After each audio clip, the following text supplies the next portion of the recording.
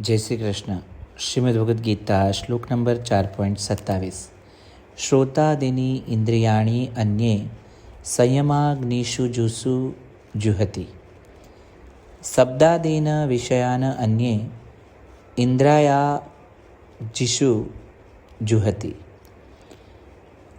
અહીંયા સમજવા જેવું છે કે ભગવાન કૃષ્ણ કહે છે કે અન્ય કેટલાક યોગીઓ શ્રોત્ર વડે સઘળી ઇન્દ્રિયોને સંયમરૂપી અગ્નિમાં હોમે છે, તો વળી બીજા કેટલાક યોગીજનો શબ્દ વગેરે સર્વ વિષયોને ઇન્દ્રિયરૂપી અગ્નિઓમાં હોમતા રહે છે. કેટલાક યોગીઓ આંતરિક શિસ્તની વાત કરે છે, ત્યારે કૃષ્ણ ભગવાન અહીં સમજાવે છે કે વિકાસ માટે બાહ્ય યજ્ઞ પૂરતો નથી, અંતરયજ્ઞ પણ જરૂરી છે. ઇન્દ્રિયોને સંયમમાં મૂકવાનો અર્થ એ થાય છે કે બિનજરૂરી પ્રતિક્રિયા છોડવી, દરેક અવાજને સાંભળવો પણ દરેક અવાજ પર પ્રતિક્રિયા ન આપવી એ જ લીડરશિપ. દરેક તકને જોવી પણ દરેક તકની પાછળ ન દોડવું એ જ લીડરશિપ. લીડરશિપમાં સૌથી મોટી શક્તિ સેલ્ફ કંટ્રોલની છે.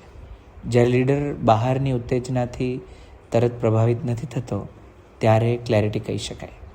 Information overloaded, constant notification and continuous ડિસ્ટ્રેક્શનના આ સમયમાં ડિસિઝન મેકિંગ ખૂબ અગત્યનું થઈ જાય છે. ઘણા લીડર રિએક્ટ કરે છે, રિસ્પોન્ડ નથી કરતા.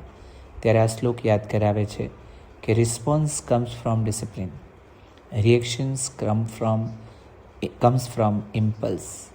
સાચું નેતૃત્વ ઇન્દ્રિયોની દાસતા એટલે કે ઇન્દ્રિયોના દાસ બનીને રહેવું નથી, પણ ચેતના પરનું નિયંત્રણ છે.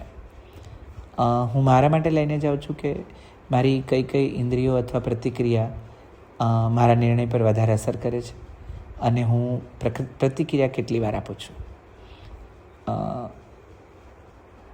જ્યારે પણ હું નિર્ણય લેવાનો થશે ત્યારે એક ઊંડો શ્વાસ લઈશ અને મારી પ્રતિક્રિયા પર સંયમ રાખીશ. એ મારું આજનું લર્નિંગ છે. Thank you.